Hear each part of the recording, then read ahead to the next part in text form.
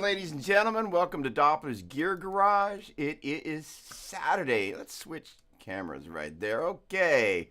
Front and center.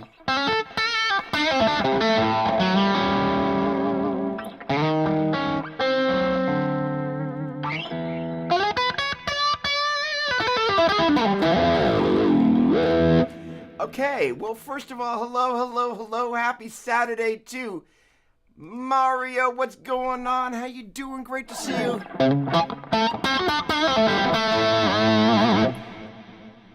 Brett, what's up, dude?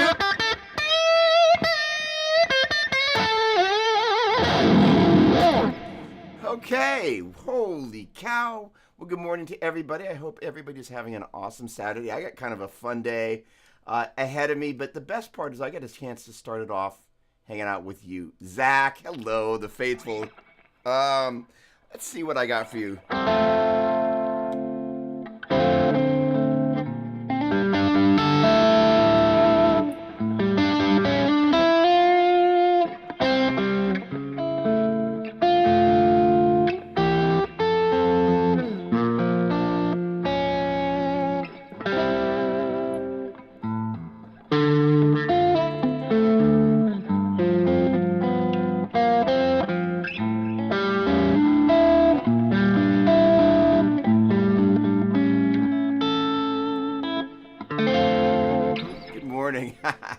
I'm Melissa Doppler. Hello, sweetheart. Come on. There you are. Don't be shy.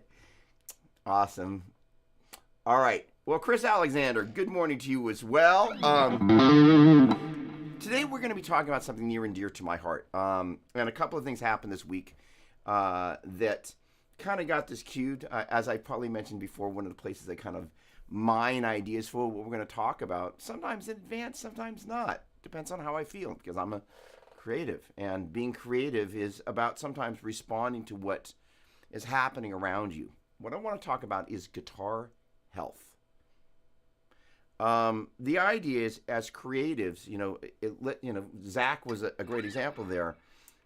Zach is a Helix guy. Larry Mitchell, Rob Castan, holy cow! Everybody's coming out. Hey, Rob, you're back for a week. When are we going to hook up for those lessons, dude? I haven't forgotten. Larry Mitchell, hello, my dear friend. Larry and I are going to be at the OC Vibe Guitar Festival in Southern California down, I don't know what city it is, but it's kind of near Long Beach, maybe Anaheim-ish. But that's going to be on July 21st. And we're trying to see if we can also get an evening show together. We're working on getting a rhythm section, but at the very least, we will be in the afternoon at the OC Vibe Guitar Festival. Gosh darn it.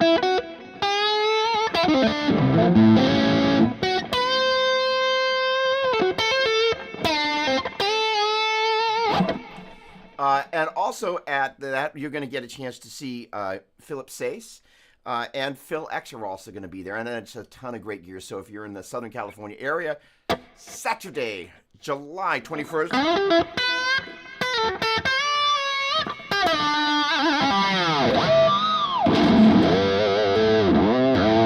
All right, so talking about guitar health, one of the great things is that Larry and I have had a chance to do some shows together. And one of the things that actually happened at one of those legs, going into the guitar camps, and again, if you're just tuning in, the topic today is guitar health. We're going to talk about hands.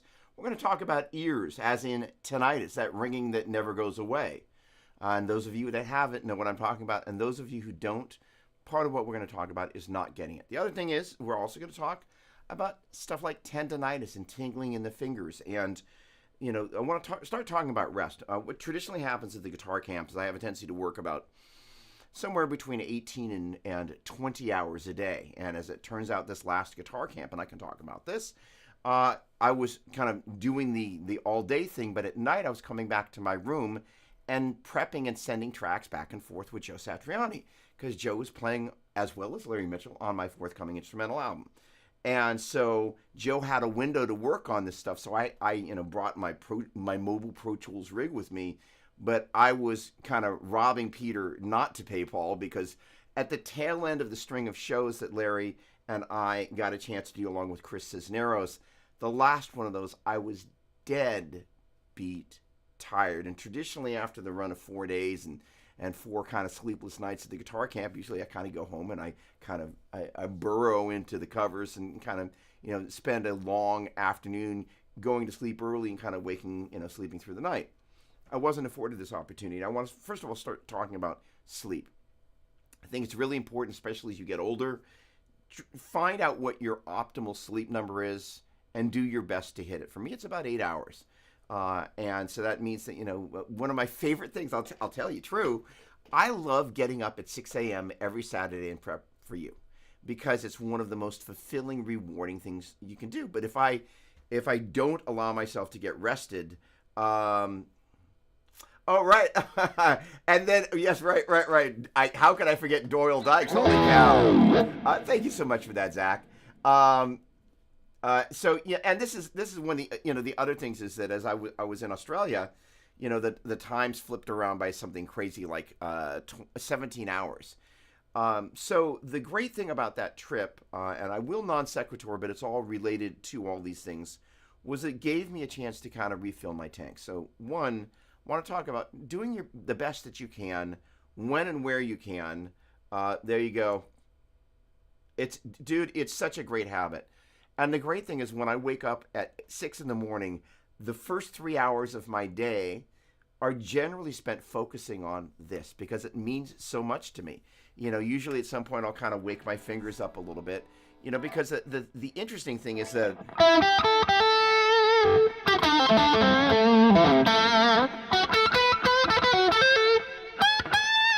without something to play to, you're literally just kind of playing by yourself. It's an interesting thing. So I do a little bit to wake my hands up, first of all. We can talk about the warm-up thing as we're talking about the practice health. But the point being is that this is so rewarding for me, because it gives me in one of the most important postures. And this is actually one of the things that I put on the list. So I, again, made non sequitur here. But this is just kind of some stuff that I would suggest to kind of keep yourself in the right zone. Because when you're in the right zone,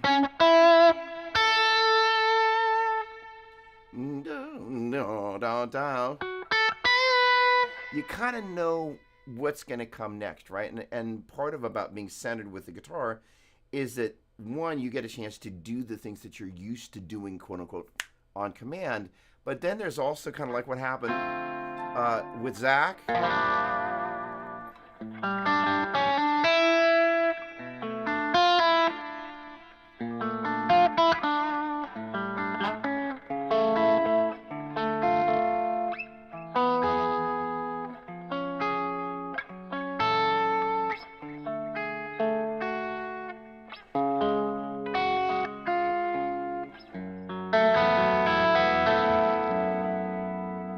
Had no idea I was going to end up at F sharp, right? And this is one of the things that I've been trying to work on as a musician. And again, this is all tied in. Is there's this stuff that we do repeatedly. It's like, all right, sit, heel, roll over. Hopefully no playing dead here. But the point being is there's this stuff that we have yet to do. And I absolutely, hey, Adam, what's going on? Great to see you. Hello. Welcome to everybody. Even if you're not jumping in the chat, hello. So the thing is that I'm trying to find things that I do that are symptomatic of my unique voice on the instrument. But I'm also taking the things that I do that are repetitive and kind of going, how can I turn them around and come up with some new way of playing that? And that is one of the things that separates folks like Eddie Van Halen from some folks that I won't mention. That is to say, if you look at Eddie Van Halen's career as a guitar player, he was constantly evolving because he was continuously going, if I pull at that thread of who I am as a musician, I'm going to find that next piece of what's going to define me as a musician. And once you keep doing that, it's this kind of this ongoing, well, your physical health and your mental health. Again, I had no idea I was going to end up at F sharp there. That's the whole point, is that the stuff that we get in the discovery, if we're not rested up, or unless we're extremely sleep deprived, we generally are best off to do. The other thing I was encourage you is find your creative time of day. You know, for me, generally speaking, mornings are the most creative because I just kind of wake up and I'm ready to find that next thing. So try and chart that. All right, Paul Richard, my dear friend, how are you? You always put a smile on my face. All right, so first of all, one of the things that I learned in Australia about my guitar health is that when I'm not practicing, I feel like crap. There is a very strong voice in me that just yells, underachiever, loser, you know, or what, it doesn't really say loser, it just the underachiever or some, but you know, you should feel like a loser for underachieving. That's kind of the dialogue that's happening in the background, and it permeates every note that I play. So first of all, I want you to, you know, if you have an inner dialogue, be aware of what that inner dialogue is actually saying. And often that inner dialogue is not actually saying the truth. But we also want to find, if the inner dialogue is kind of like harsh, is our behavior kind of inciting our inner critique to actually, you know, bring some things to the surface that we should be paying attention to. So in Australia, I practiced a bunch and I developed a bunch of things. I can definitely say that I am definitely not working on a pentatonic course. I have a terrible habit of announcing things that I say I'm going to do and then don't do them, so I'm definitely not working on a pentatonic course. But as I was in Australia, I got a chance to spend a lot of time not mapping a pentatonic course and really in the process of that, digging deep and discovering the difference between noodling, practice, and the greatest thing in the world, woodshedding. Because when you woodshed, you take that one lick you've done repetitively and you kind of go, well, let me turn that around. Let me blow that up. Let me, move the pieces around. And I've got a little lick for you guys today. Actually, I'm going to throw this at you because I do have a guitar in my hands. And this guy, this is guaranteed to mess with people's heads. But the other thing is that as I've gotten older, I've found that I'm getting a little less mentally pliable. So there are things that I need to do to kind of keep myself kind of on my toes. I've started to forget words. So I like Julia Michaels and Dinesh. Those are two, or they're actually names that, so now every day I'm like Julia Michaels Dinesh, Julia Michaels Dinesh, so I'm reminding myself, trying to get those neural pathways going. The other thing that I've started doing is without a guitar, E, F sharp, G sharp, A, B, C sharp, D sharp, E, going through the note names for the key of E major and all of its relative modes up and backwards, E, D sharp, C sharp, B, A, G sharp, F sharp, E, so on and so forth, then for Dorian, so on and so forth. That way I'm working on my mental agility. At some point, it's going to make a difference, and I want to try, and I'm about to be older than I was in September, in August, so I'm really kind of, at this point, kind of going, at some point, it's going to be the law of diminishing return. I want to build this muscle. Find things to do that. Now, this little guy here, it's basically...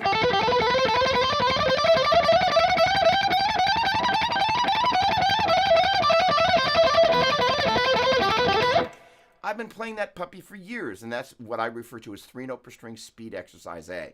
And the idea, Jerry, what's going on? Good morning. Diatonic steroids. I love that. That's better than diatonic hemorrhoids, trust me. Hold on. There we go. Sorry, Zach. So bad. I am really not on my game today, obviously. Raise them up, ladies and gentlemen. Gosh darn it. I'm drinking my protein shake with some espresso in there. What's everybody drinking? My word. Yeah, speaking of memory loss, that was apropos. Thank you. Nice and subtle, Zach. I actually got it. This is an Optavia shake as well, or Optavia, and I will talk a little bit about health and the physicality, but I want to finish up with what I'm talking about. Yes, it is, and so I'm really kind of getting, I'm about to turn 60 in September, so I'm like, holy flipping cow, how did that happen? And I'm really kind of going, what happens if I go from, I'll be really honest with you. What happens if I go from forgetting names of things that aren't necessarily super consequential on a daily basis to things that are more consequential? So I'm like, you know what? I need to be mentally activating my neurons so I just kind of keep them up to date. Sean Varley, good morning. Hot East Coast. I love those photos you sent of you and Jamie and the family. That was awesome. Then we go Chris Alexander, as usual, Suchi. You wouldn't be in the South, would you?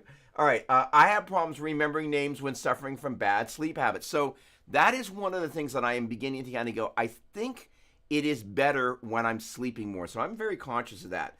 There we go, sweetheart. Well, and a special toast to you. By the way, this is from my buddy Tony. He's maybe may or may not be watching, but Tony Lucchese gave me this cup. And one of my favorite things is the acts of generosity that people have extended towards me. So that's one of the things that fuels all of this. All right, this little guy here is basically going, if you think about this as the first three notes of the C major scale, and you guys are going to love me and hate me for this. Basically, 1, 2, 3, 2, 3, 1, 3, 1, 2, 1, 2. Or actually, I guess we could say this is as 2, 3, 4, or 2, 3. Oh boy, that's going to be hard. 2, 3, 4, 3. 2, 3, 4, 3, 4, 2, 4, 2, 3, so on and so forth. So basically, you're playing them in order, starting on that note, three notes. Then you start ascending, playing them from the middle note, kind of always cycling from. So that's basically 1, 2, 3. Again, 2, 3, 1, 3, 1, 2. And then the next, same thing, we cut and paste that. And I can't play it at speed yet, but boy, this in terms of like taking something that I've done, I'm like, I can do that in my sleep, but oh boy, and the transition from one to the next one kills me. I missed it.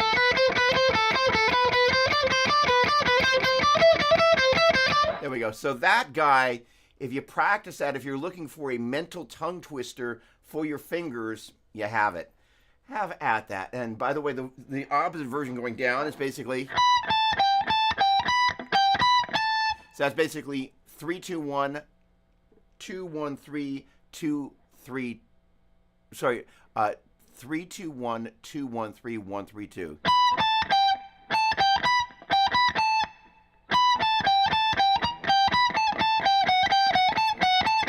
That will mess with your brain, but the great thing is it's creating pliability around something. So the concept is to, first of all, take that. That will really help you kind of switch things around, but also employ that for any of your favorite sequences you might do, kind of like, oh, how can I change the starting note of the sequence and end up with, in this case, 3 for the price of 1?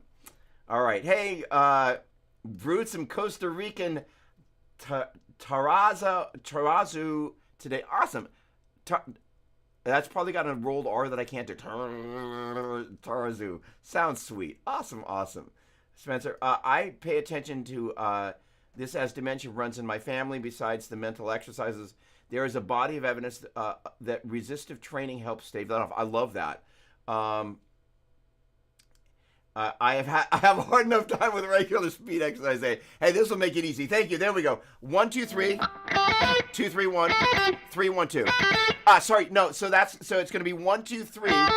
2, 3, 1, and then 3, 1, 2. So the idea is it's kind of always going uphill, and there's a thing that I refer to as waterfall motion. That is to say,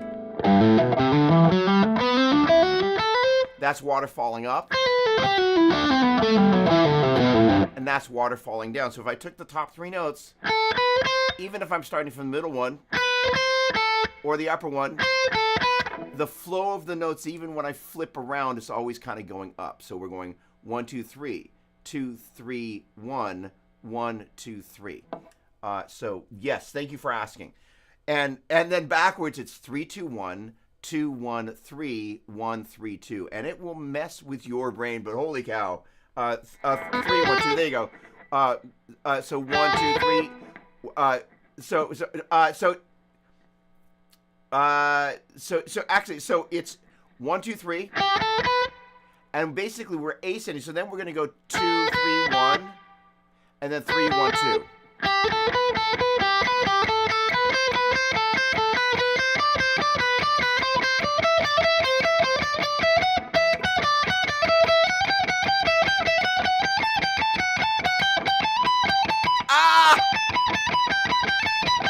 Oh gosh.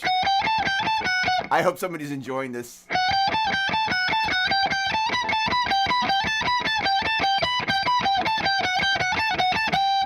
That's me attempting to play that up the neck.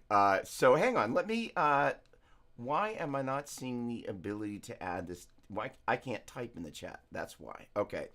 All right, so if you're looking for something to get your brain mentally agile and your fingers mentally agile, and I tell you what, if you want to take it to the next level, because that is what people sometimes love to do, you're going to go G, A, B, A, B, G, B, G, A, B, C, B, C, A, C, A, B, B, C, D, C, D, B, D, B, C, C, D, E, D, E, C, E, D, C, oh, sorry, E, E, C, D, D, E, F sharp, E, F sharp, D, F sharp, E, D, E. I keep flipping the last one. E, F sharp, G, F sharp, G, E, G, E, F sharp, G, A, G, sorry, F sharp, G, A, F sharp, G, G, A, B, G, B, G, A. And backwards, B, B, A, G, B, G, B, A, so on and so forth. That will turn your brain into chutney. Holy cow. Oh, sorry, I'm doing it in the key of G. Sorry, my bad. So I'm so used to doing things that it's inside my head very clear. G, A, B, C, D, E, F sharp, G. 1, 2, 3, 4, 5, 6, 7, 1. Didn't do a very good job of... A couple of important things that I would suggest. Don't finger this 1, 3, stretch 4. I would suggest doing stretch 1, 2, 4. Why? Because the idea is taking a classical hand position, 1 finger per fret, and extending the first finger in this particular case, out of position. 1, 3, 4, 1, 2, 4, stretch 1, 2, 4, stretch 1, 2, 4, 1, 3, 4, 1, 2, 4, stretch 1, 2, 4. Thank you. Sorry I wasn't more clear about that. But that will definitely mess with your mental agility, but in a really good way, especially calling out the note names.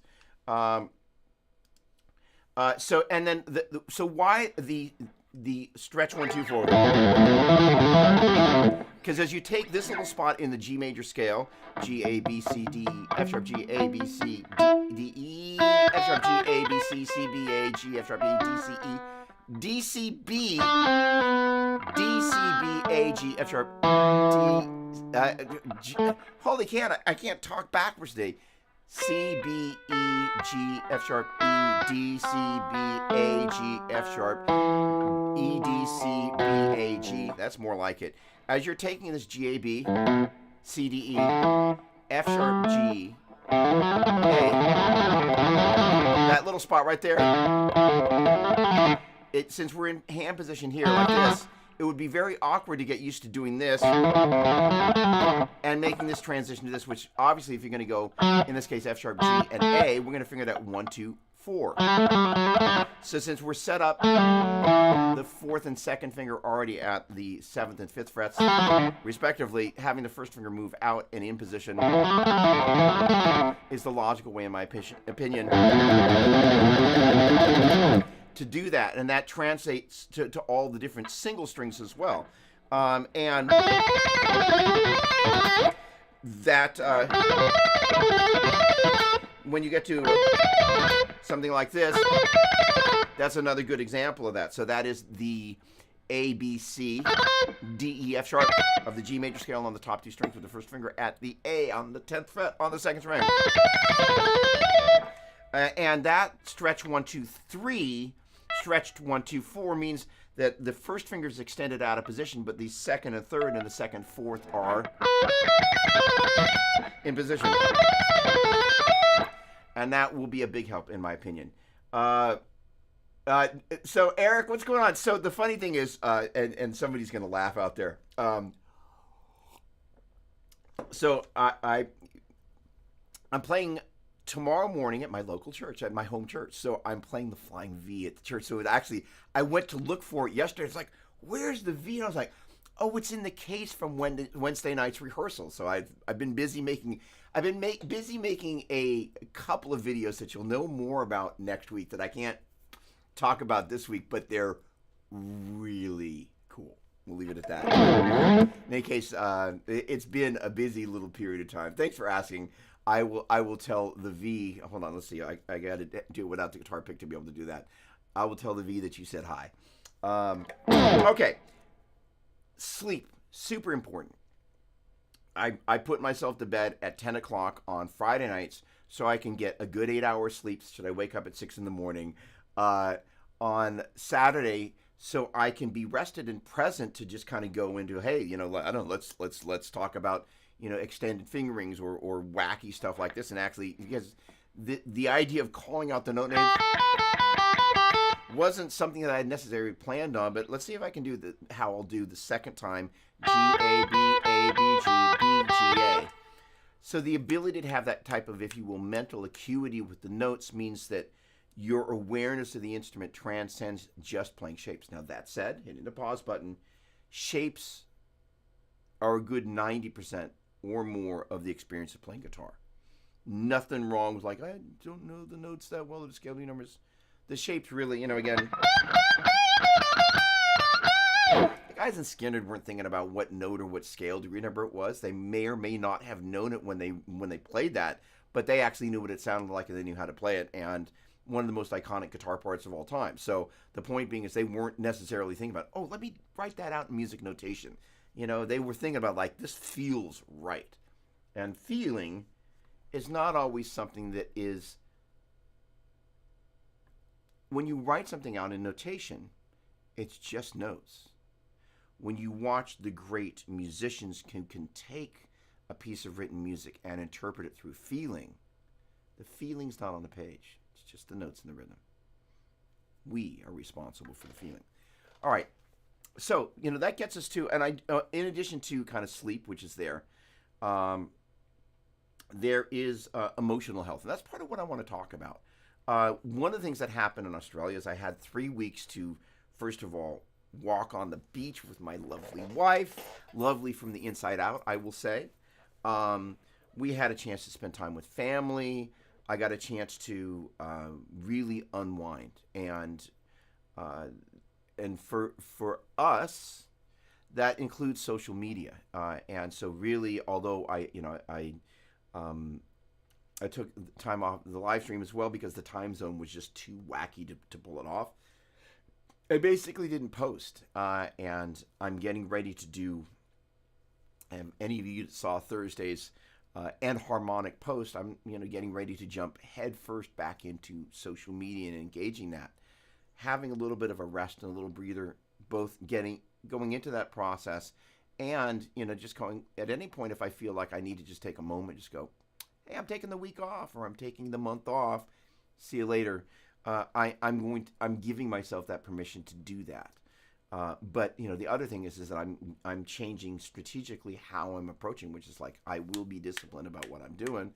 I'm already thinking about the next, Theory Geek Thursday. Got another little thing I'm cooking up as well, but we'll come back to that next week when we talk about that. But the point being is that a funny thing happened. I think I mentioned this in the last show.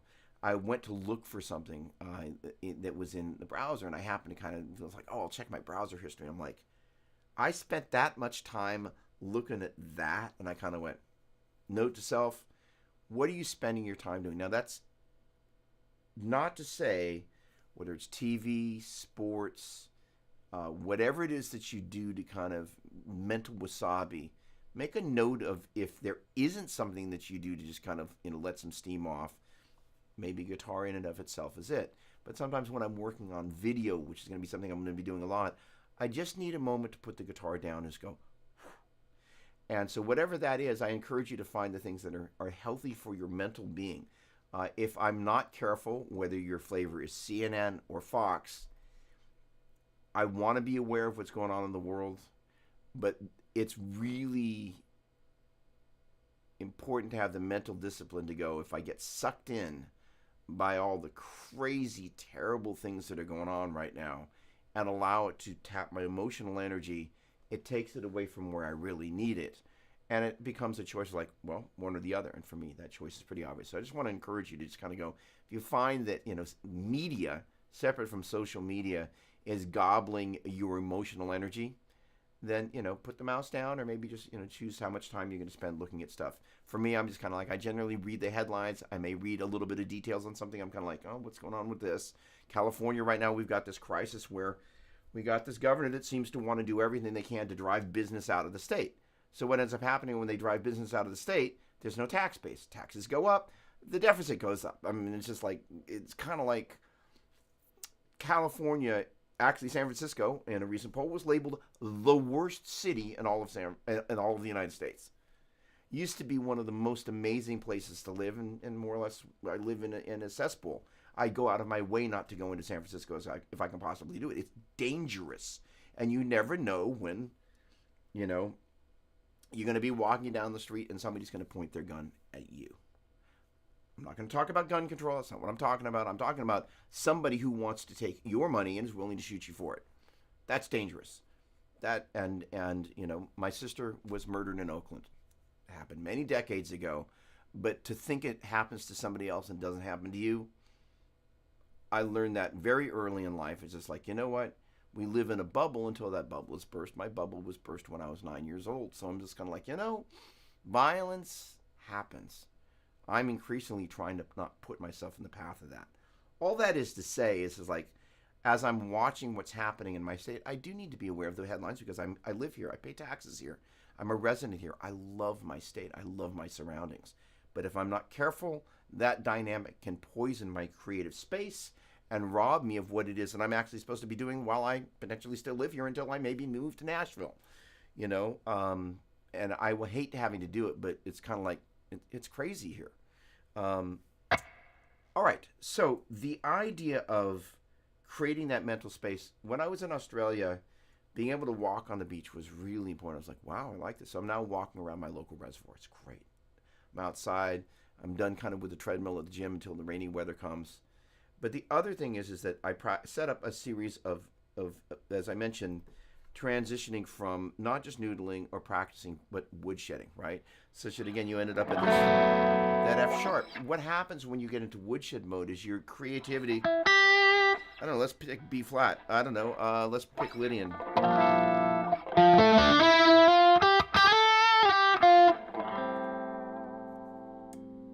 Oh, let's add a little bit of love sauce. Love sauce.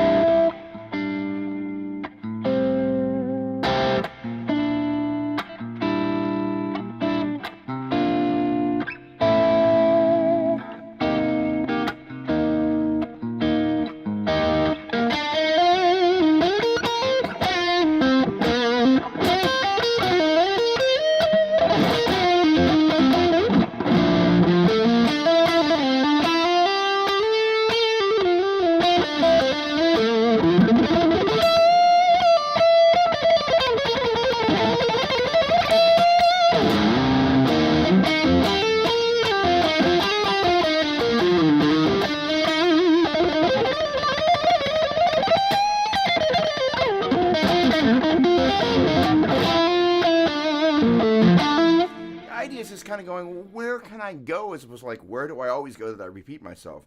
Kind of opening the door to creativity is one of the most important things you can do, and part of that means you got to generally be practiced up, and then also mindful of like, what does woodshedding actually look like? How am I engaging it?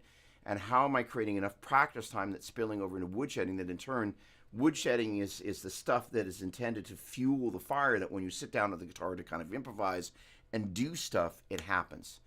It's very, very important for my personal creative process. And again, I didn't know I was going to be like, I don't know, let's start at, let's do Lydian and B flat. And then I kind of did, I think the first modulation was from B flat Lydian. And I think I did that. I did it at B. And I went into C minor. And the second time I went into, I think, I'm sorry, that's C sharp minor. The second time I went to C minor.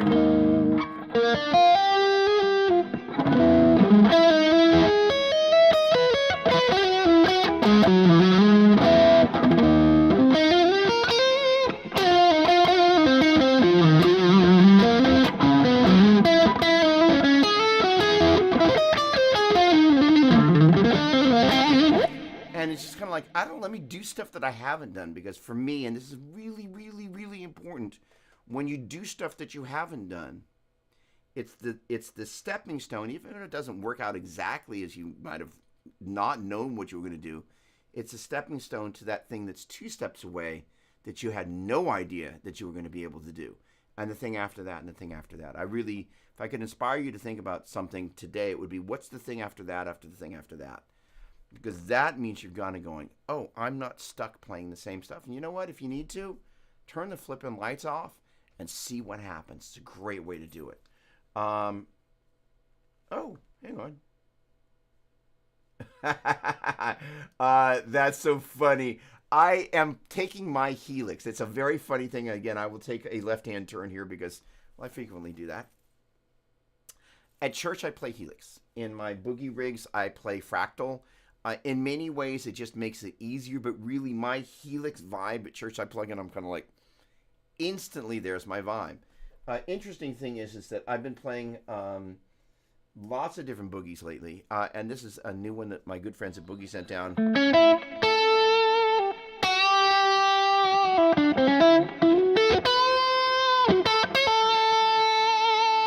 And this is the Badlander 50. I'm running out via Cab Clone IR straight into Universal Audio Console, which is their kind of like, it's a console application, right? But the thing is that I'm enjoying. It's not a super. If you listen to the distorted sound, it's not. It's not totally over the top in terms of the gain, right? I have the master up a bunch. I've got the master at 5, which means the power amp is doing some of the work, and the gain for where I'm at is at like 2 o'clock. I'm trying to see. I'm on. I can't read what that fine print says there. By the way, for those of you that are getting a little older, I highly recommend the magnifying glass app. It works like a charmer. What the heck are you saying there? All right, there's crunch and there's crush. I'm in crush mode, but I don't have the gain all the way. And this guitar does not have a super high output. So one of the things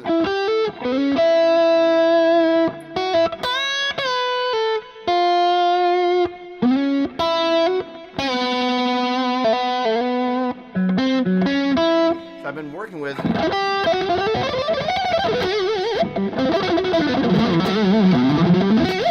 is getting my technique better with a sound that doesn't have a huge amount of drive. That's not to say it doesn't have some sustain and some gain to it, but it's not as gainy as a lot of my classic lead tones. So the idea of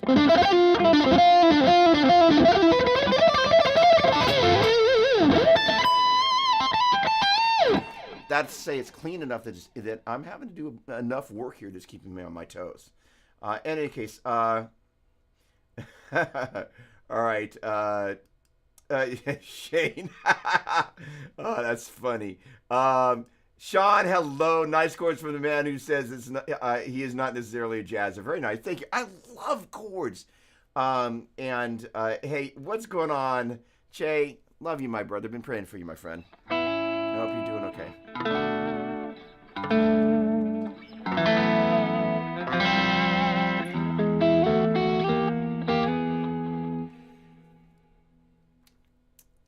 I'm going to get back to the main topic, which is guitar health. Um, there are going to be things that are going to be turbulent in life. I've got a little bit of family drama going on in my background, and if I'm not really careful, love you, my brother, uh, that can pull me down. I had the best vibe going yesterday morning. I walked in here and I was like, it never felt better to be me. It was just the greatest feeling. And then this email came from, it was just, and then another one from the same person. This was really nasty and unpleasant. And I was like, what is this? It's crawled all over me. And I'm just like, okay, well, this is a choice that I get a chance to make. And I've had some ups and downs in the past week. But a lot of this is a choice of how you're going to respond. As a creative, we want to be really careful to guard our creativity. One of the things that I put on my list here for everybody was to do something unselfish for somebody. Maybe a stranger, maybe somebody you love, and it becomes a habit. You know, it's a funny thing. And again, I'm jumping around a little bit, but the overall topic, there's so many nuances to it. You can't teach it like a syllabus, in my opinion.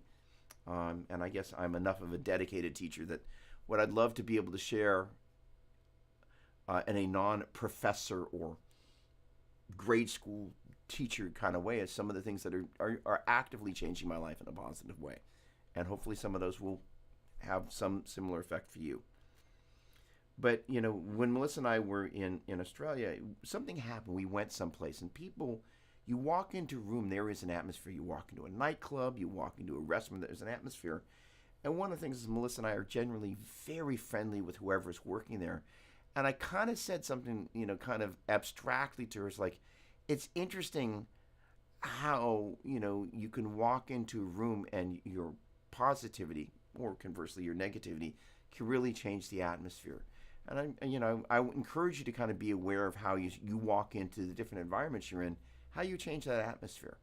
You know, because it will change the experience of your life, right? You know, I'm generally a very sunny person, so I'm like friends with every place I go. I'm friends with the people that I see there regularly, because it means that I have some sort of positive interaction that happens every time. That's kind of where I live. I can talk briefly about leading in positivity. You will, in the next week, I can talk about it a little bit. There will be an interview that I did with somebody that you will have heard of, not Joe. And one of the questions I asked was about kind of, you know, one of the pieces was leading in positivity, right? And it was very interesting, the end result of kind of, you know, how they summed that up. It's towards the end of the interview, but it was very clearly something that they were very aware of. It was clearly something that they were like, that's it. And very clearly, in my take on their response, was key as one of the elements of their success. So it's a really important nuance to have in mind. The other thing is, when and where possible, if it fits for you, listen to John Mayer. One of the things, I've discovered a John Mayer song that I don't think I'd ever heard. You know, one of my favorite things, you know, I'm generally an Apple user. I gotta love this magnifying glass app. Holy cow. Hey, it's me. But there was, you know, so every so often I'll want to hear a song, and then it starts suggesting songs. And this Mayer song came on. I have been living in repeat mode with the song, and it just takes me to a place that is just utter rest. And like, I don't rest. I sleep, I don't rest. And John Mayer, bless his dear soul. Yep, it's absolutely that. And you know, so my buddy Chris wouldn't be the first guy to tell you, but he had the local TV station show up with cameras. Chris works at a school teaching the fine art of auto mechanics, something that I am. I can put gas in a car. That's about all I do. I leave that up to professionals like Chris. But he's been doing this, and he puts his heart and soul into it. And so somebody basically nominated him for this award, and they gave him a little bundle of cash, and they came in with the television cameras and the crew, and you know, they just kind of honored him for his giving spirit. So Chris, you've been walking the walk. I play six string. I love this message about positivity. Come on, law of attraction, invite peace and prosperity into your life. It's a funny thing. You know, uh, I'll be able to talk about the interview and who the guy is, but he's immensely successful. He's loved, and as a guitar player, he's loved and feared because he's just a triple threat black belt. Awesome. Thank you for jumping in. I appreciate that. Awesome, awesome, awesome. Paul Richard, I've got a few of those John Mayer songs too. The guy just like so we have two standard poodles, and part of my morning routine is once they kind of know I'm up, there's a kind of a chair in the bedroom where I'll pet both the dogs, and we usually hang out for somewhere between 1 and 5 minutes, and the one dog just sits there and stares at me and makes these little hmm, hmm. It's the most adorable thing you've ever heard. That's kind of like me listening to the right John Mayer songs. And the funny thing is, he somehow takes the human experience and drills it down with music and poetry set to music in a way that very few people can do for me. I mean, he's really kind of like Paul distilled, and when I mean Paul, I mean John, Paul, Ringo, George, that Paul. It's except he plays obscenely great guitar. He is also plays some doubles from time to time. So in any case, this song it's just I'm just loving it. All right, John Mello, good morning. Great to see you, my dear friend. Hello, hello, hello. It's like this is kind of like the local coffee shop. Lucky me. Hang on, let's raise them up. Here's to you. Mm. Mm. Okay. So be an atmosphere changer. Let's talk about the tinnitus. No, actually, sorry. One of my friends and students asked about fingers getting numb. Hey, Wes, what's going on? Great to see you. Hello, hello, hello. I love that photo. Look at that. That is very cute. Good morning, WL or WLR or whatever the heck. So in any case, so there have been different times I've had a range of different kind of physical things happen. Nothing too extreme. But there have been times I've had some numbness in my fingertips. And I believe that comes from just pressing too hard. So there are a couple of things that I suggest keeping in mind. Let's not talk about the kind of the pentatonic grab the neck so it ain't going nowhere so you can...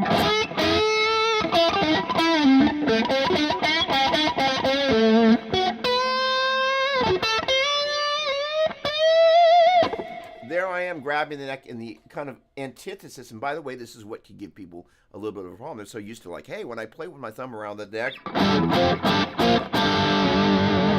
I'm needing to grab it enough. And, much of the time when I'm... Let's get out of that position.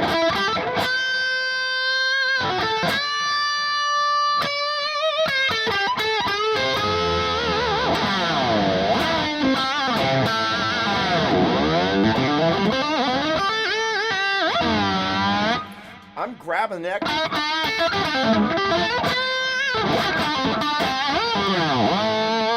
Pretty hard there. But when I'm in a classical hand position, that thumb is down, what I refer to as kissing the neck. If you, hey, Sonia, good morning to you. Hey. Aha. Oh, my word. First of all, great to see you, Sonia. Always a pleasure. Wes, I've been an FM9 guy, but recently bought the Tone X1. Staring at all those amps in your background is making my lonely Tone X1 cry. I have not yet gathered one of those into the arsenal, but I'm going to. I have to. And that's a whole different conversation that I am gently not going to take the bait on yet today. So if you saw a loved one and you were to give them a gentle kiss, that's about as much pressure as I suggest putting on the back of the neck with the thumb. Because generally all we're doing with the thumb is keeping the neck from being pushed back. That is to say, the pressure to make a note fret is coming from the fingertip. But as you kind of heard there... Oh, Chris, what a great question. You're going to open the door right there. you only want to use enough pressure to fret the note. First of all, if you think about the frets, let's just say this is the guitar neck and these are frets. If you press the string too hard, it's the equivalent of, instead of bending the string like this, in other words, these are frets in like this way or this way, towards the bass strings, towards the treble strings. If you push it in too hard, you're bending the string by pushing it into the neck. It will affect your intonation, and will offend people's sensibilities. So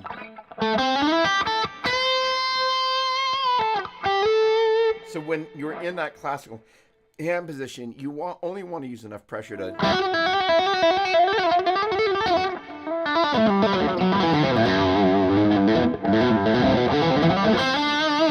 get the notes to fret. And then the other thing is kind of, I'm generally about here on the pad, which gives me, if I want to do vibrato, I'm not grabbing the string hard. In many ways, it's almost the opposite of what I do when I do a release vibrato, where I've got so much, I've got the neck grabbed like this, so I ain't going nowhere. And there's enough pressure pushing that note to do that, but this guy,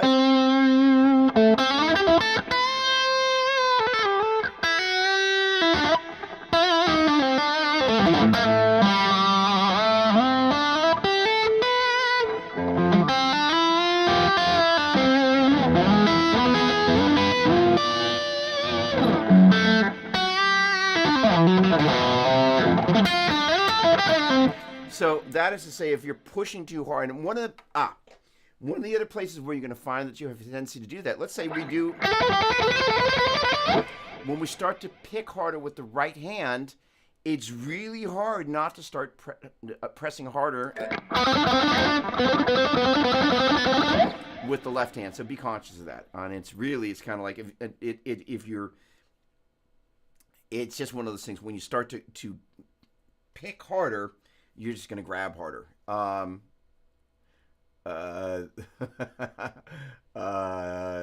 hope Ms. rewards your restraint with holding off on a tone X. If I'm really lucky, there will be one that will come before the end of the year, but I'm not. That's a different conversation. All right. Kiko Loureiro talks about very light pressure in his chorus, just press enough to make a sound. Exactly. The idea, that's all we should be doing, right? And especially if you're playing chords, the danger is this. By the way, anybody that's out there that maybe has a kid that's learning guitar, or maybe somebody here is struggling with intonation on chords, one of the most common mistakes people make is, instead of forming, this is one of the things that happens somewhere between beginner and intermediate stages, we form all the fingers at the same time we go to play a chord. And that's one of the things that I kind of work with my students. By the way, I didn't forget the thing about posture. We're going to come back to that. But the idea is, if you form them one finger at a time, one of the things that begins to happen is the first finger you place, you will invariably start to press down harder with that finger, as opposed to having put all the fingers down at the same time and applying equal pressure. It's much more difficult to put one finger down at a time and not have the same sort of tactile sense of coming down at the same time with the same amount of pressure with those fingers, because you're putting them separately. It's really hard to kind of get that balance of pressure even, at least for me, much harder. Oh, awesome. Thanks so much. Mesa Boogie Goodness. So I am using, hey, thank you very much. Let me turn off all the special stuff.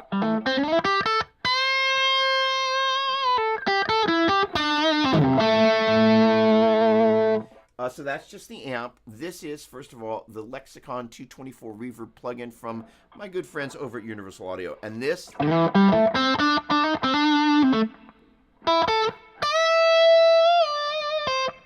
not that much of it, but just a little bit. And then this.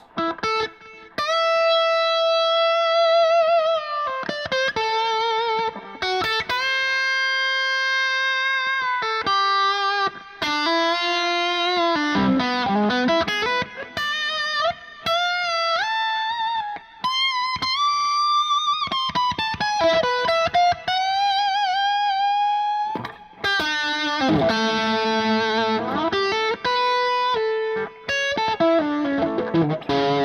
come on.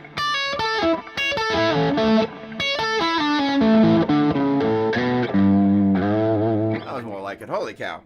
All right. I knew what I wanted to play. So, but that delay, honestly, it's my favorite delay. I got a little bit of a challenge. Is that probably what I'm going to need to do is figure out how to make that happen inside the Axe FX3. That is to say, kind of looking at the EQ curve of that particular delay and kind of mimicking it. But there's also the del verb. Well, hang on, let me grab this. Let's see if I can do this. Now, every week I kind of have been creeping off frame. So let's see if I can do a week where I'm staying on frame. There we go. You, come here, come here, come here. All right, we got this. So this is the del verb. And as I recall, not only does it have the 224 in there, but I also believe it has what you're hearing there delay-wise, which is the Cooper time cube. I'm not positive that it does, but I'm fairly certain that it does. The other one, I think the Galaxy is their standalone delay pedal. And that one does have the Cooper time cube. And so the Cooper time cube is a stereo delay, originally made using a garden hose. But it's got EQ controls, which is really important. So you can fine-tune the top end and the bass. Or I should say the treble and the bass, the top end and the bottom end. But it really allows you to fine-tune the nuance of delay. I'm just like, I just love the way it works. It pretty much is, once you start using it, you're kind of like, oh gosh, is that nice? But you know, that's just kind of how that is. It is just right.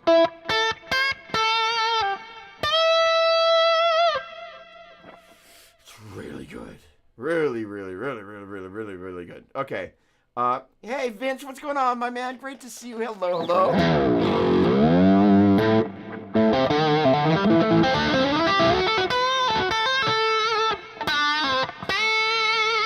All right. So we've talked about this.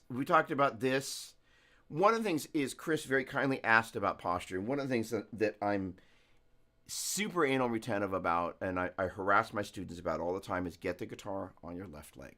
Why? Because when you stand up with a strap, generally it sits about here. So the idea, the guitar sits in about the same spot as when you're practicing, and that's kind of why I'm like, don't put it on the right leg.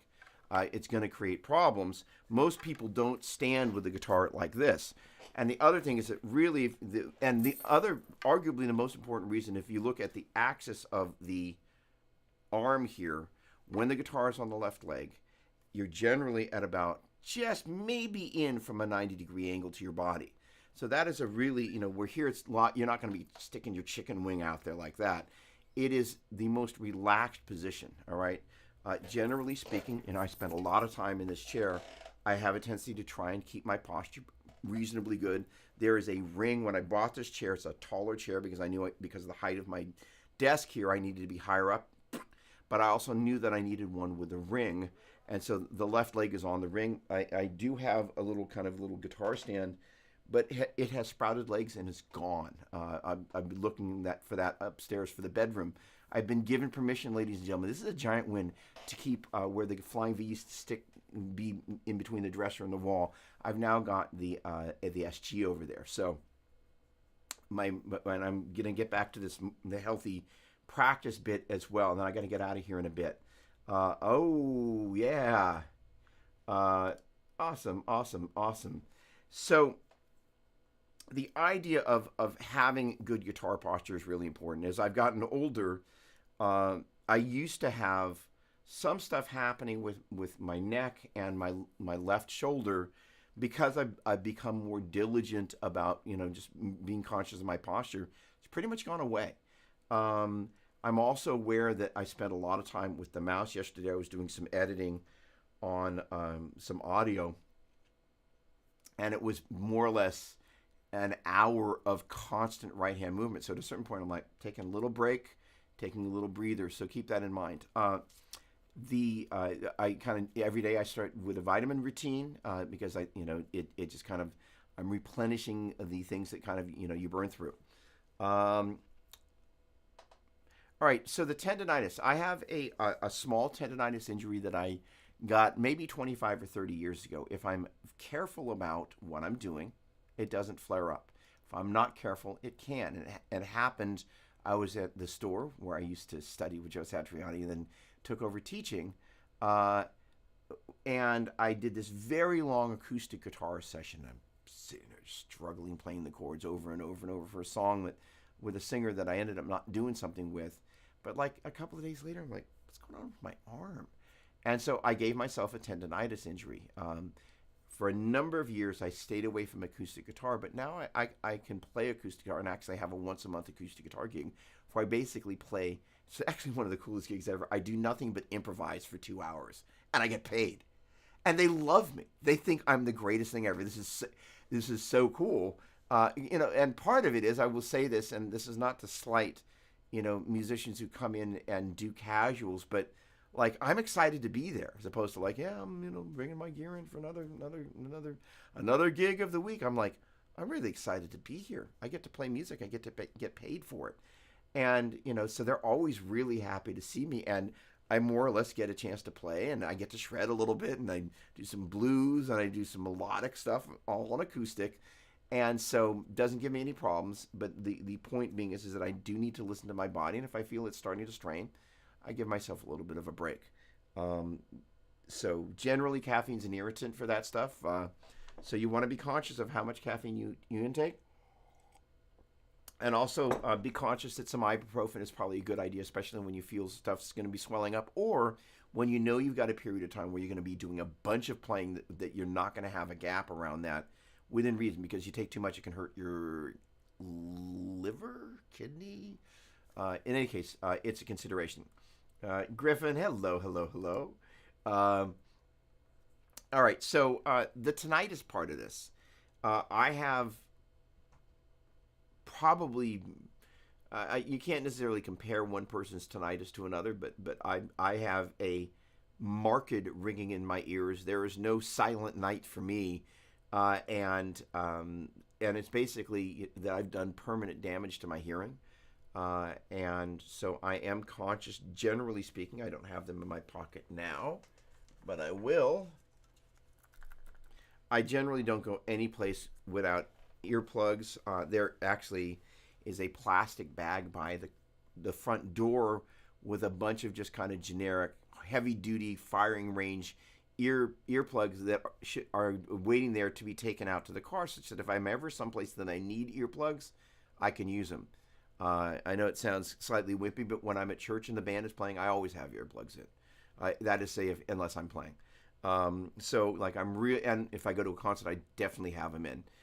And actually, one of the bad hearing experiences I had is when you get sloppy, you make mistakes. I was hanging out playing with Taj Farron at the Great American Music Hall in San Francisco, and those boys play loud.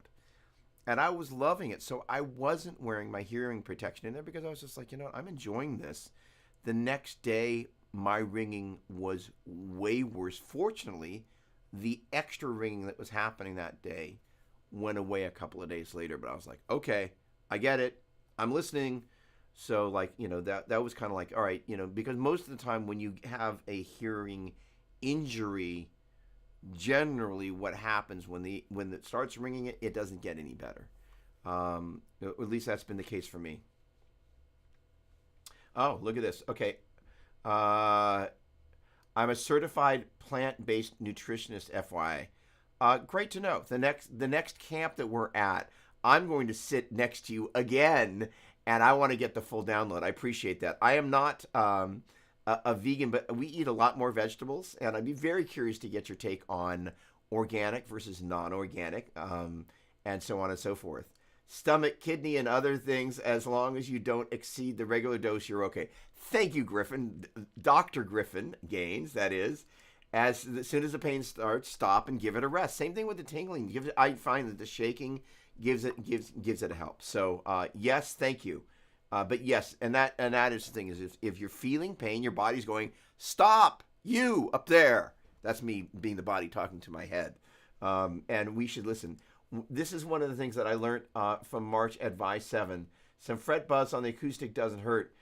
So I set up the acoustic to a much easier to play string height. Yeah, the funny thing is that I'm kind of anal retentive about some things. Like when it comes to actually recording,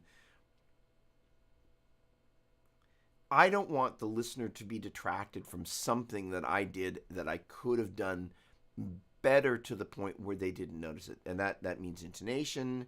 But that's simply because sometimes there are things that I do that I hold myself to a standard. At one gives me something to shoot for, and it means that I'm looking for a level of consistency for my playing of where I'm not at yet, and that as long as you manage that in a healthy way, in a healthy dialogue, keeps you striving. And there's nothing wrong with continuing to strive. However, injuring yourself in the process of trying to strive is probably not the smartest result on the pathway of trying to get there. It's a little it's the wrong way to go.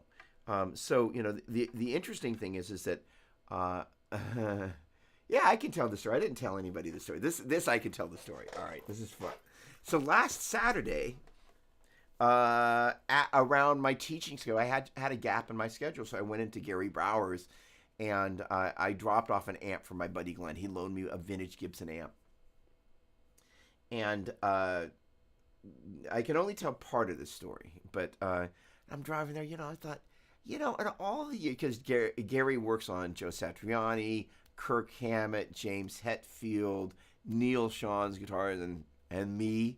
And I'm sitting there at the stop sign kind of at Ashby, which is a street in Berkeley/Emeryville. I'm thinking, I bet this is the same exit Joe Satriani takes. And I kind of get there, and there's a crew of guys that sometimes do this Saturday get together. I guess they do it every Saturday. But they're like, oh, there's a guy in there. And I was like, you gotta be kidding. Like, I had just been thinking, and sure enough, there's Joe Satriani, and he's got two of the best of both worlds guitars. So I got a chance. In fact, here's the guitar pick. Boom, holy cow! So he had two of the best of both worlds, and I kind of walk in like, there's Joe. Hey, he's like, hey, you want to play my guitar? And I was like, so it's like, yeah. So I'm playing the black and white stripe one that you've probably seen photos of on social media, and his action is much lower than mine is, and so the other thing that happened in Australia is that the guitar that I took had tens on it, and so I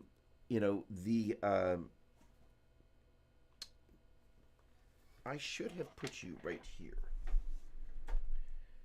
No, there it is. So I have this little guy. One of the things that I bought was this little tool, so I can measure what strings are on which guitar and definitively know kind of what's happening here. So this guy, what do you got on you? Come on. Hello. Reset. There we go. Thank you. So you are 41. So it basically means it's close to a 42. What are you saying? I don't believe you.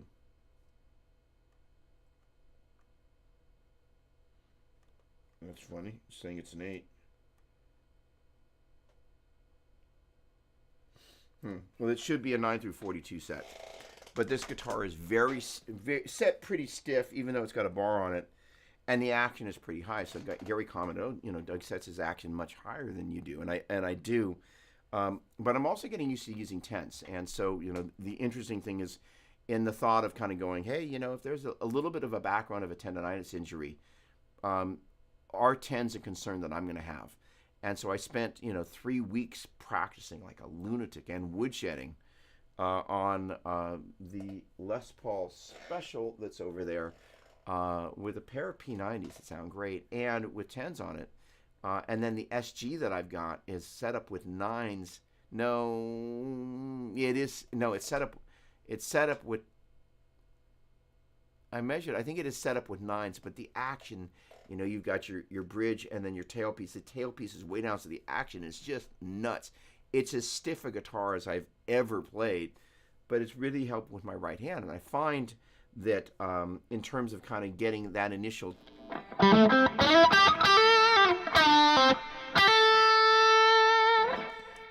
note to kind of come out, I kind of think I'm liking the sound of 10s a little bit better. They've just got a little bit more meat on the bone, and and it does make a difference. So I'm conscious of the fact, like, if you get yourself into trouble playing 10s, you can potentially do something that is a threatening injury. So that's kind of the internal dialogue you have once you've made that mistake. So that is to say, listen to your body, because these things have a tendency, especially the older you get, not to go away.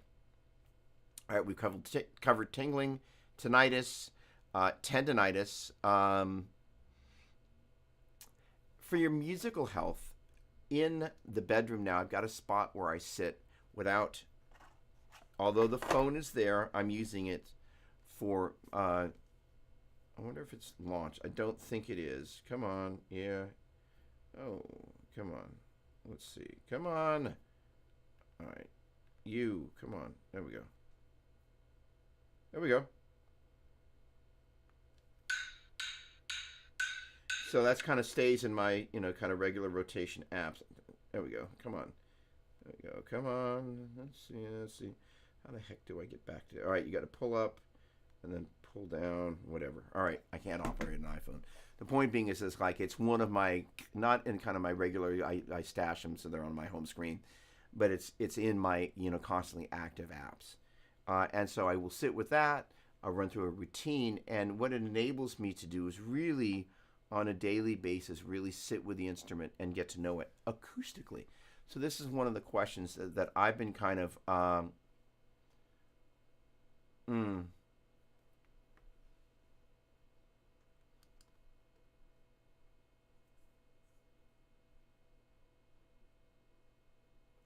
earplugs, it's an important thing. Guard your hearing, especially going to a show. That's, again, why I keep earplugs in the car. And when they run out, I kind of have a bag that I kind of replenish with. Gosh darn it. I was talking about something, and now I lost my train of thought. Oh, well.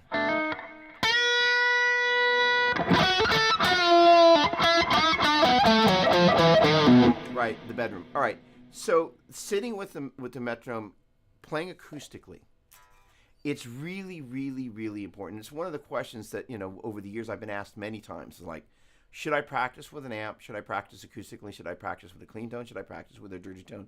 The answer is all of the above. And I think it's really valuable, especially for me in the season, to have some time to really hear what the strings are telling me. The low E string has the ability to have a little scrape. Let me lose all of the fun stuff and let me get really nice and naked.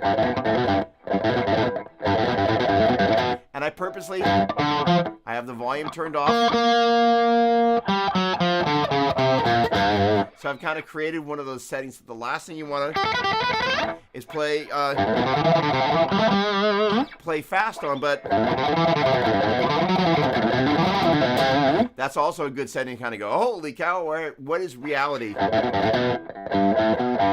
So you'll hear acoustically,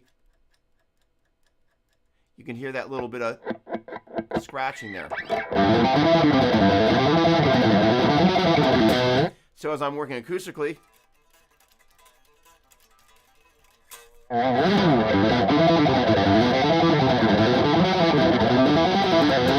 that's where I fine tune. That playing down on the bottom two strings, and I'm making a lot of progress. I'm really excited about that. But acoustically, I don't have any, especially if you turn on the delay and the reverb, you don't have any of the stuff that kind of masks. So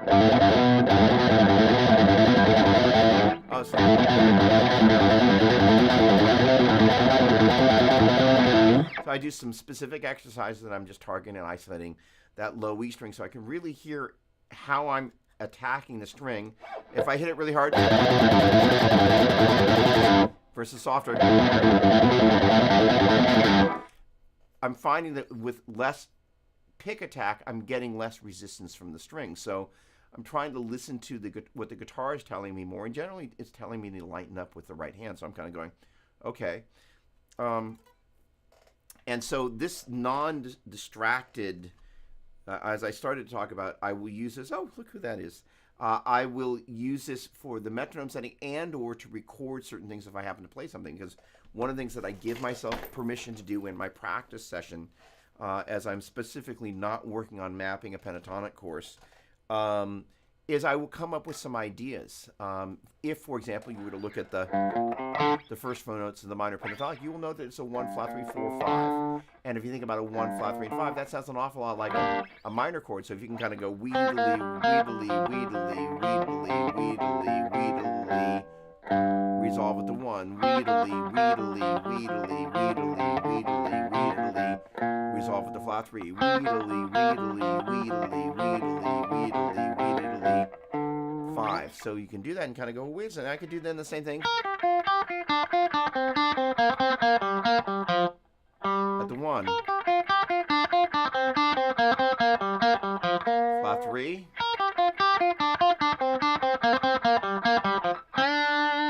and that one I chose to bend. So from the 4 to the 5. So at the point you become conscious of what's happening with the pentatonic, you then can build all these kind of practice licks that then can become woodshed licks, because then you kind of go, well, let me permutate that, and so it can permeate other areas of the neck. And so having a strategy around that is one of the things that I will definitely be talking about in the pentatonic course that I'm not working on.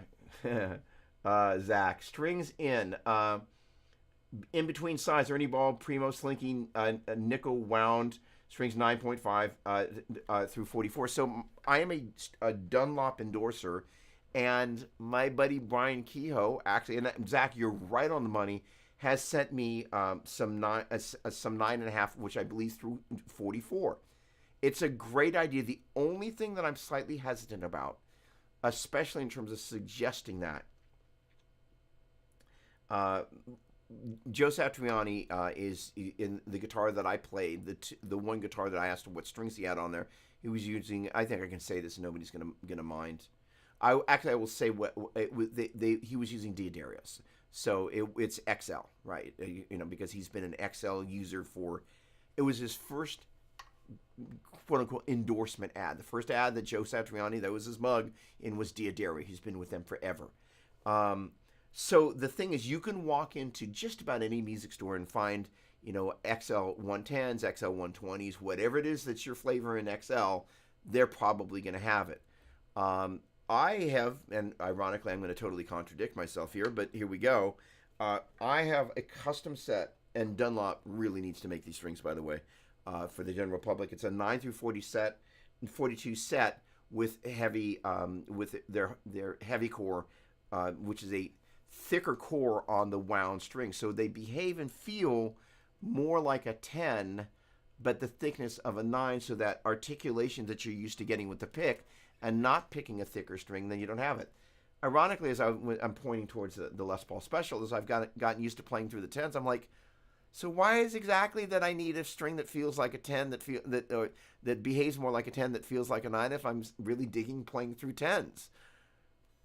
So the thing is, one of the things you want to have is if you're out on the road and something happens, because a guy, I played a sub 7 venue in Seattle. I played there, and a guy commented on the first Theory Geek Thursday post. It's like, I wish when are you going to be live again? I said, I'm live Saturday morning. He's like, no, I saw you in Seattle. This was like 2009. And you realize you get a chance to make a connection with people when you meet them in a live setting, right? So when you're out, though, stuff happens. On that tour, I broke a whammy bar in Colorado. Mike Taft, who is my Ibanez artist relations guy, you have to kind of figure out how far ahead to have stuff sent so you can get it, and it doesn't stay at a hotel lobby too long that somebody goes, oh, and then there's always, somebody has to sign for it. You got to be able to find it. Too far in advance, things just get lost. But I needed that whammy bar terribly. Imagine that I broke a whammy bar. So the idea of having stuff that you can walk into any music store and find is a generally really good one. These strings, if I happen to have, like, let's say the box that all my strings are in gets left at a venue, or maybe, a van breaks down and, we go to the venue and we forget that, my extra strings were in some little cubby in something that didn't come with us. All of a sudden I'm like, well, if I'm playing a guitar with a floating tremolo, I'm toast. So that's my only hesitancy, which is why, generally speaking, if you can, use normal standard picks and normal standard strings. I think it's a great idea, the half set, especially if you've got a guitar like this that you're potentially, and it's set up with nines and it's happy, and you're going to drop it down. In fact, matter of fact, that's exactly what I did do on this guitar. I had a gig in Vegas for Rapco Horizon. I took this guitar, I took the 9.5 through, I think, again, 44 set, tuned this down a half step, and it was better than tuning it down a half step and putting the tenths on it. So right on the money, Zach. Excellent advice. DR strings have in-between sizes as well. With a round core design instead of a normal hex core, they play like nines. That's great to know. Thank you, Sonia. Yeah, I've got a I am strategizing. So, that first Theory Geek Thursday post, that's the beginning of kind of my jumping back headfirst into social media, including the content that I'm going to be making here. As I look at a few things that are happening up there, like the Fulcrum. First of all, just as somebody that creates content and is going to be creating more content, stuff that's pedals, it's really hard to do if you kind of set up at a recording desk, which is where I like to live because I want to be in that sweet isosceles triangle spot here. So Sonia's got, she'll either love or be horrified by the fact that I may increasingly use that as a mouse for expression. But it's so genius because it's just like, I look at it and go, it's like the best mouse for expression control. It's basically a dual axis expression pedal. So in any case, to be continued. Oh, Raphael, that was you. Hey, you're the guy. Hey, good morning. You bought my shirt. And tutorials in Seattle, Washington, Studio 7, not Sub 7, Studio 7. Thank you very much. Hey, great to see you. Good morning.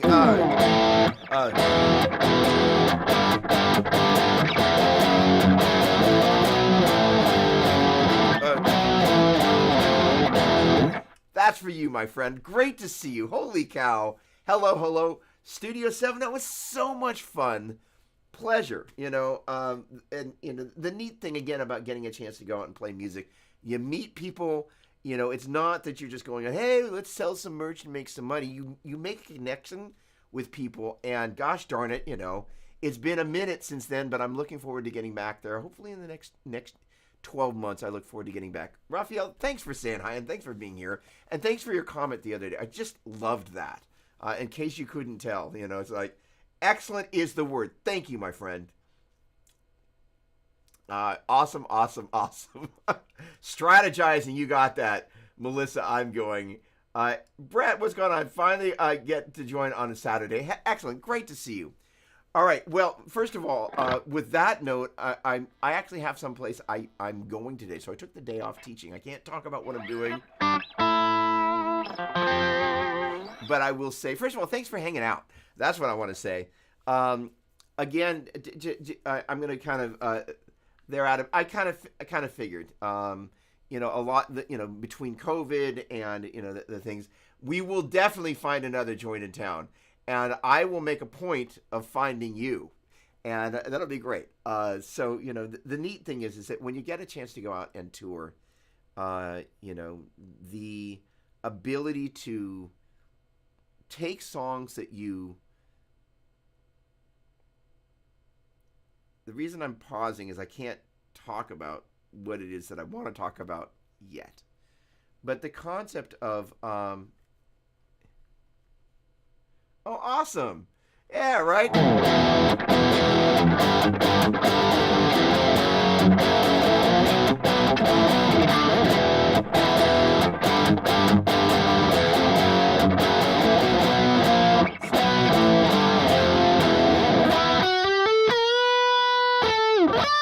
Hold on, let me see if I can do this. Holy, it's only been like a minute. I don't really play this song.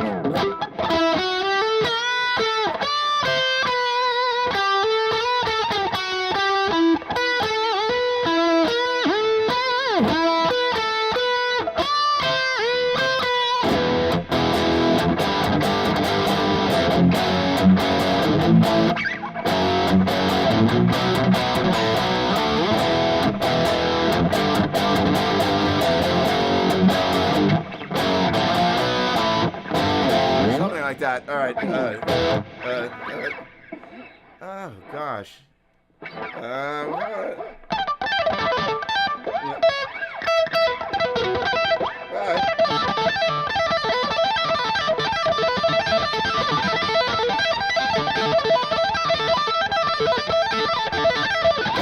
Something like that, right? Holy cow, that was fun.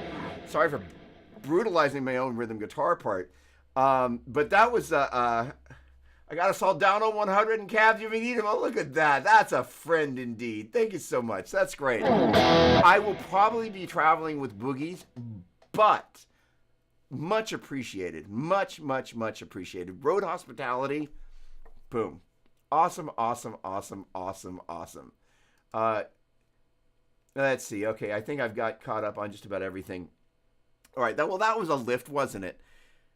All right, so bedroom practice.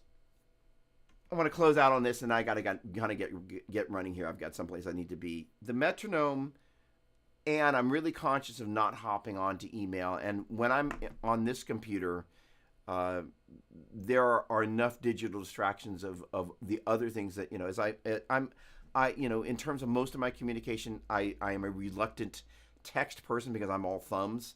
And that doesn't mean I don't text, but the point being is that I have a much easier time on the computer here typing with the keyboard in the text, because it's a Mac, than I do over here, just to, truth be told.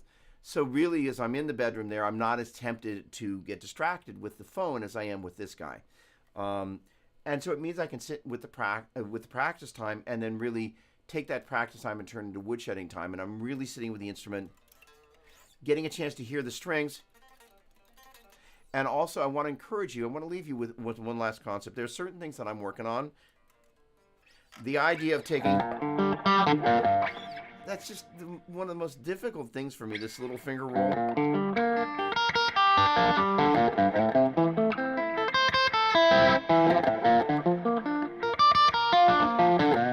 That little guy.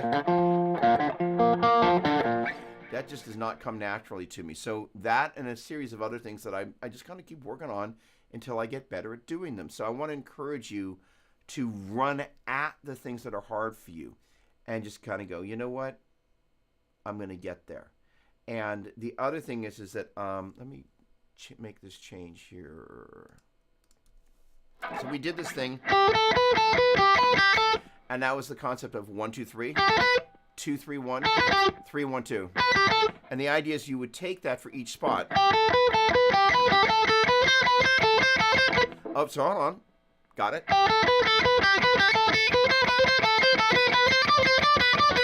So on and so forth. But there's enough crazy head stuff going on. Again, for those of you that missed this, this was kind of for mental and guitar plasticity. Not sounding plastic, but neuroplasticity, that is. The idea is going 1, 2, 3 as in GAB, 2, 3, 1 as in A, B, G, and then 3, 1, 2 as in B, G, A. And so it's using what I refer to as a waterfall motion. That is to say, we may be starting off of each successive note, but as we're going through it, we're kind of going up, and then we're going to go and circle up. It's always kind of going, circling up, even if we have to kind of go back from the top note to the first note to get there. So even though we're going down, we're really kind of going from that note to go back up again. That is to say, we're ascending this way, we're ascending this way, and we're ascending this way. 1, 2, 3, 2, 3, 1, 3, 1, 2.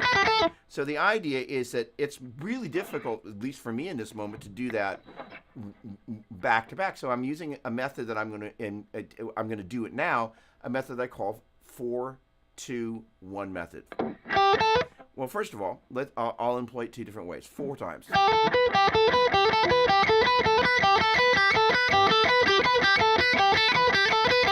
2 times. Oh, sorry.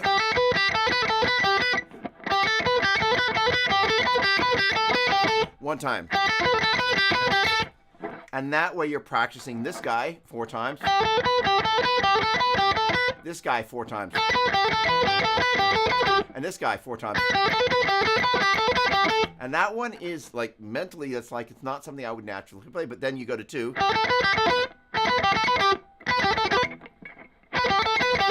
All right, and then you go to 1. But by having on 4,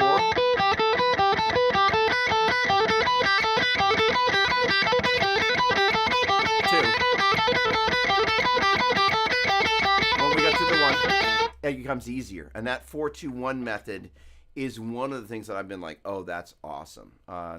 So in any case, I want to leave y'all with that. Oh, Rick Laird, I missed your comment. Hold on a second. Oh, there we go. Rick, good morning, Doug. Hello. And thank you very much. Really appreciate that. Nice to be home. I know tonight as well, brother, from Drumming Too Loud shows and our old biz and my military time on the flight line definitely wearing plugs wherever the dBs and volume are high. Thank you. Wise words. And, you know, the funny thing is that, you know, I think one can just presume hearing damage is an expected outcome from being around planes, garden, you know, blower vacs, all of that stuff, lawnmowers.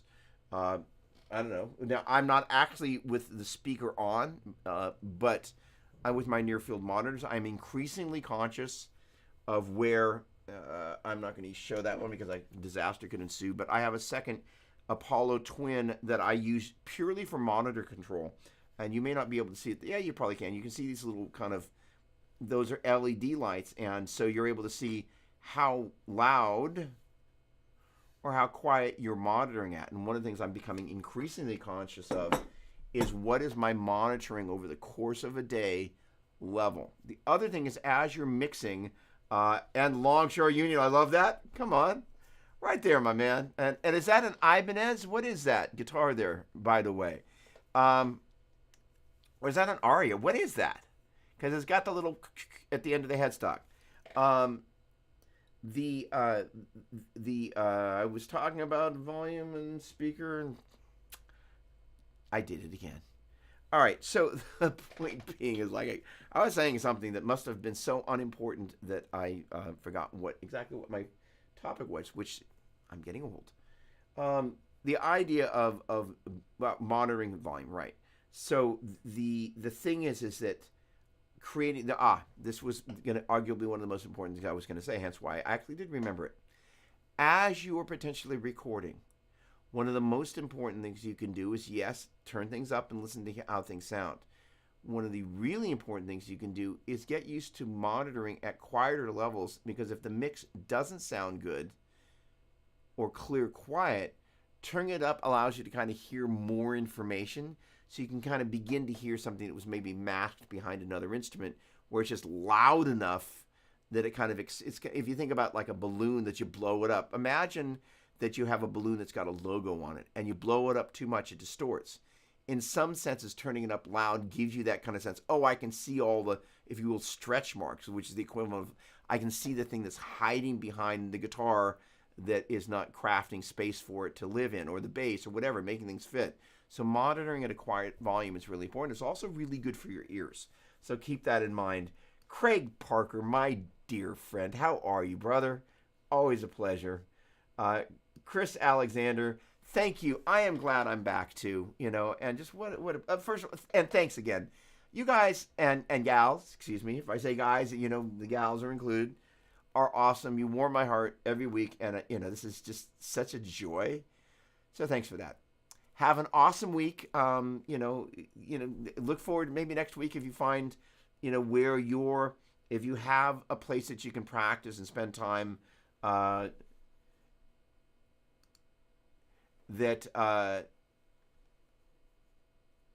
Oh, okay. Stevens Stringed Instruments, luthier Steve Davis, Seattle, Washington. Steve Davies, excuse me, uh, created the Stevens Stringed Instruments extended cutaway guitars, Washburn extended cutaways guitar, and the Nuno N4. Wow. Okay, that sounds like a serious dude. Thanks for that. Awesome. All right, that's great. No, I will have to hang on. I will write that name down. Steve. Is it Davis or Davies? Davis. I think it's going to be Davis. Hang on a second. I'm going to make some notes here. Adam, hey, thank you. With great, great, great pleasure. Hang on. Steve Davis. Awesome. Or Steve Davies. Gosh darn it. Either one, we'll find him. Davies, thank you very much. Thank you, thank you. Noted. All right, that sounds great. All right. Have a great week. I look forward to seeing you next Saturday. There we go. Thank you, thank you, thank you, thank you. I have notated that and corrected it. Really appreciate, Raphael. You're hanging out. Great to reconnect. Warms the heart. And everybody, thanks again for all the love. And I look forward to seeing you next Saturday. And there's going to be a video that should drop on my YouTube on Tuesday. We'll leave it there. Y'all have a great one.